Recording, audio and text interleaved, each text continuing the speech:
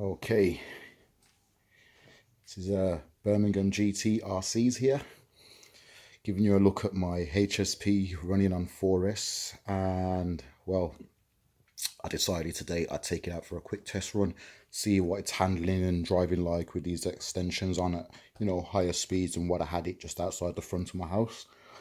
And I think somebody in the comments said they'd love to see it running.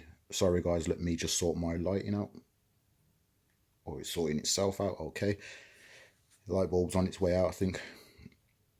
So anyway, yeah, somebody says they'd love to see it running. I know exactly how they felt because I couldn't wait to get it running.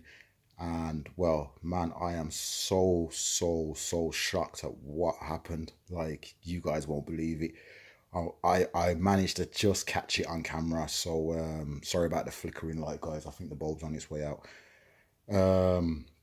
Basically, I managed to catch it on camera, guys, and well, I haven't touched the GPS. It's still going to be showing what speeds my max speed was, what I last did. So let's pop the top on this. I will also say the temperatures, I'd felt nothing, completely felt nothing, whereas before I could feel the motor getting warm, and the EC wasn't too bad, but the motor was getting warm. Nothing, guys, it felt cold. As you can see, that was the highest speed I reached today, guys. Peak speed 64 miles an hour, which will be 103 kilometers an hour. 103 kilometers an hour, guys, on 4S. And as you do, you're launching off the line and you're getting it up to speed. And as it was approaching me, I went full throttle. And well, I'm just going to let you guys see what happened after I went full throttle. But at that point, I had to back out. And at the point I backed out, as you can see when I backed out, that was the speed I was doing. So I'm guessing this thing would have went over 70 miles an hour if I didn't back out. So yeah, I'll let you guys have a look at the video, and then we'll talk more about the issues and problems and everything else. And whew, man, what a rush it was though. Lovely. Okay guys, out here running 4S 100C discharge, 32 pinion, 64 tooth spur. We're going to see what we can get out of this. We're running a 4S motor, 3300 kV, and a 120 amp ESC. So let's see what we do.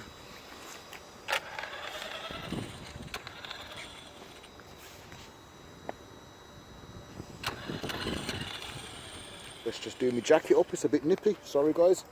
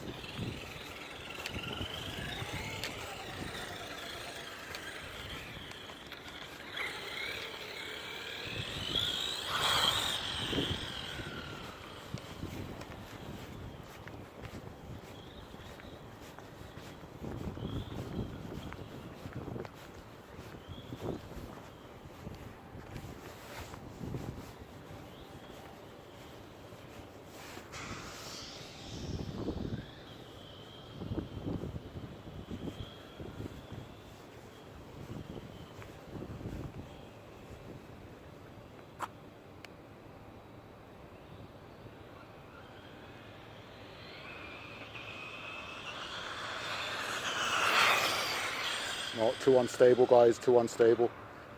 I've got a buckle in that back wheel and it looks like at full throttle and the wheels are going to balloon and the car's going to wobble.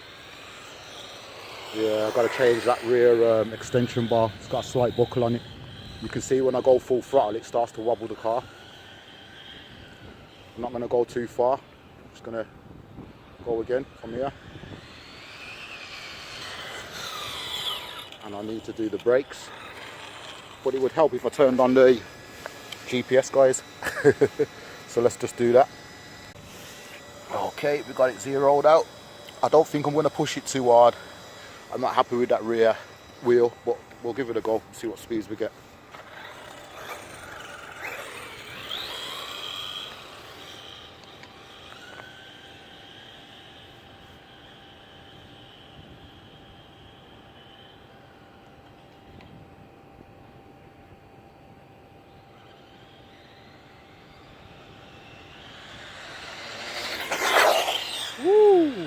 started to lift, guys, at high speeds then.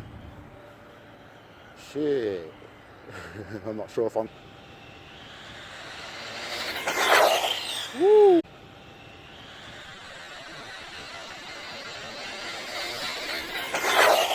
Woo. I'm going to get this up to speed. Oh, it wants to lift, guys. It definitely wants to lift. So I think I'm going to have to put more weight in the front. It's trying to lift, guys.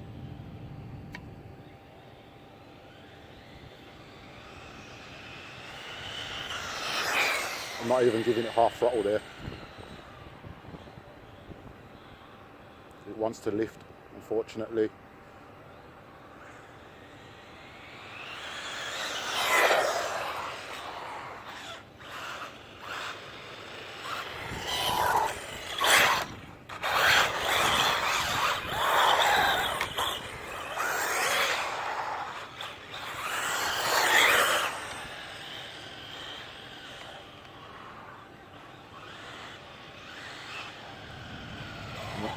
That rear wheel, guys, it's I'm losing a bit of stability from this rear left.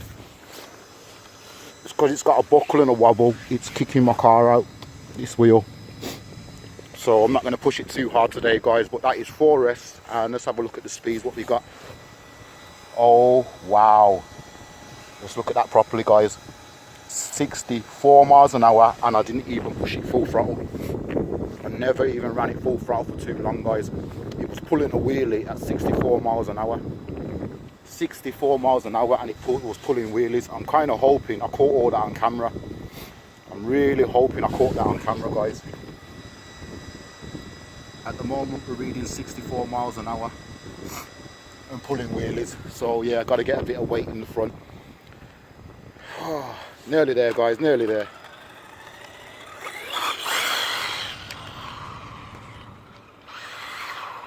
You definitely, that one wheel's spinning me out, so I'm not going to get much launch control. I'm just spinning out from that one wheel on the left side. Full throttle. Yep, full throttle. I burst the tyres on this one. I think you all saw it balloon like crazy then.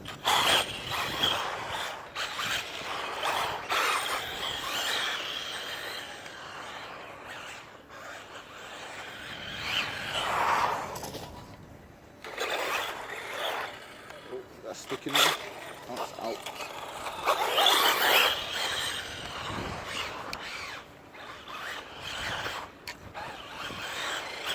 Oh, that wheel's driving me crazy, sorry.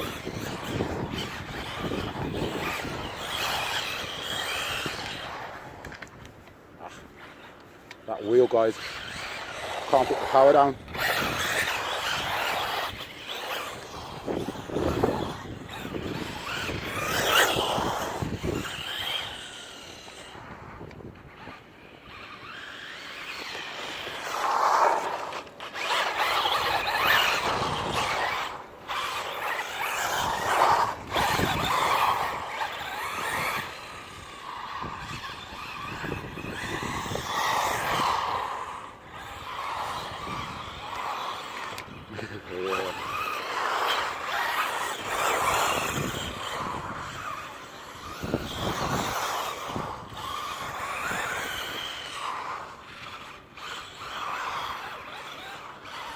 Yeah, that wheel, guys. I need to stiffen the brakes up a bit more, get a bit more brakes on it, and get that one wheel fixed. And I'll get a lot better control, guys.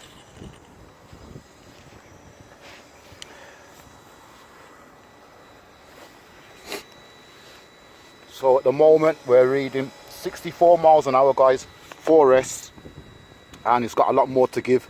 So yeah, I'm going to get it back on the bench. I'm not going to run the 3S or the 2Ss or anything like that. I'm just going to leave it at that, guys. That's running with my 4S battery. I'll just show you the battery quickly that I'm using in there. There you go. That's the battery I'm running in there, guys. 6,000 milliamp, 50C to 100C burst, 4S LiPo. I'll give you a better look at the battery and stuff, but yeah, I'm happy with the speeds, definitely happy with the speeds so far anyway, so I can definitely see this is going to hit 70 mile an hour plus. It's going to go quicker than 70, I reckon, but only time will tell. I've got to get the foam tyres on here for better stability and get that wobble fixed in the wrong wheel, in this wheel, get the wobble fixed in there, get my foams on. This thing's going to do 70 plus, guys. I'm pretty sure it's going to do 70 plus. Oh, it's freezing out here, guys, so I'm going to head back home and basically finish up and get this car running 70 mile an hour ready. Like and subscribe, guys, like and subscribe. Birmingham GT RCs, my HSP XSTR, 64 mile an hour top speed so far. Like and subscribe.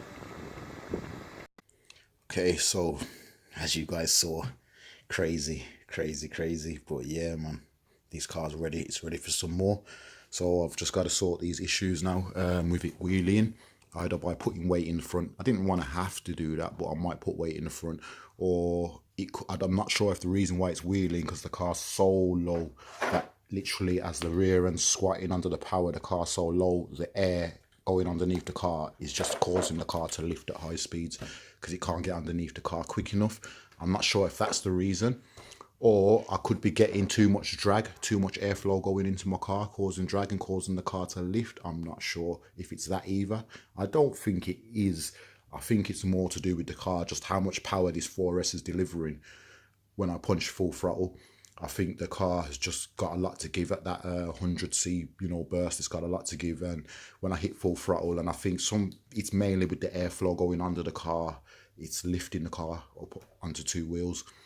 The way it lifted as well, it was quite smooth as it started to lift up, so I'm thinking the car's riding on the air too much, and it's just flowing under the car and it's causing it to lift, or it could be the bodywork, but easy way of testing it all, guys. I will test it all out and see what's the issue is. I'm going to run it with the body off and see if it lifts, and then I'm going to run it with the body again, with other adjustments, maybe find some way to get a little downforce on the front, which I think I'm going to do now. Seeing how fast this thing's going, I'm definitely going to come up with some way, some downforce for the front end, guys. So that's another little project for me now, some downforce on the front end, because I don't want to add weights to keep the car on the floor. I'd rather aerodynamics push the car to the floor. So at the moment there's no real aerodynamics pushing the front end to the floor, but there is for the rear, and that could just be another reason as well. The spoilers get catching so much air at the speeds, it's just starting to lift the car up. So yeah, we'll see what happens, guys. We'll find the balance, but yeah, so as you've all saw, me take it out for a practice run turned out to be my highest speed so far at 64 mile an hour. So yeah, I'm a happy guy. Okay, let's just get this battery out for you guys to have a better look at this battery I've got fitted.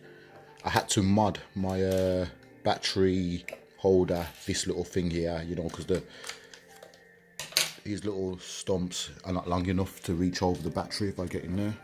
So I just put some bolts underneath it and then screwed it back down to the bolts until I basically get a better mount, battery holder, whatever it's called, to hold the battery in, and get myself some straps maybe. But yeah, it did the job for today. Let's give you a look at this battery.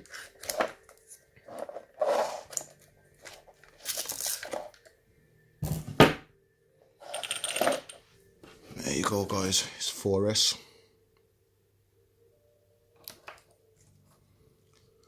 14.8 volts. It's a 50C battery, 100C burst, 6,000 milliamps, HRB brand, HRB power. And I can tell you now, guys, when I ran my homemade 4S, I wasn't really too impressed.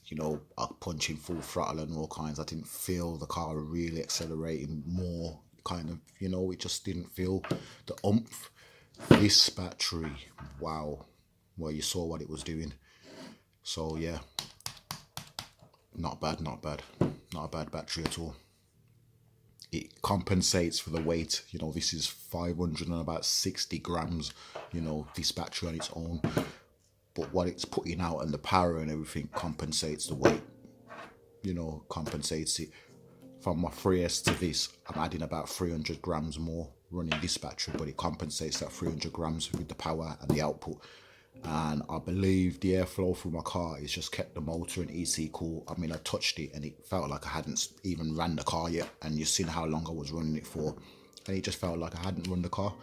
So yeah, I'm happy with the airflow, but I just gotta check whether it is the airflow going into the bodywork causing it to lift or other issues. But we'll get around it all, guys. This is what we do.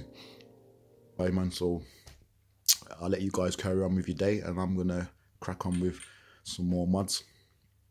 Birmingham GT RCs representing. Like and subscribe, guys, and thanks for watching.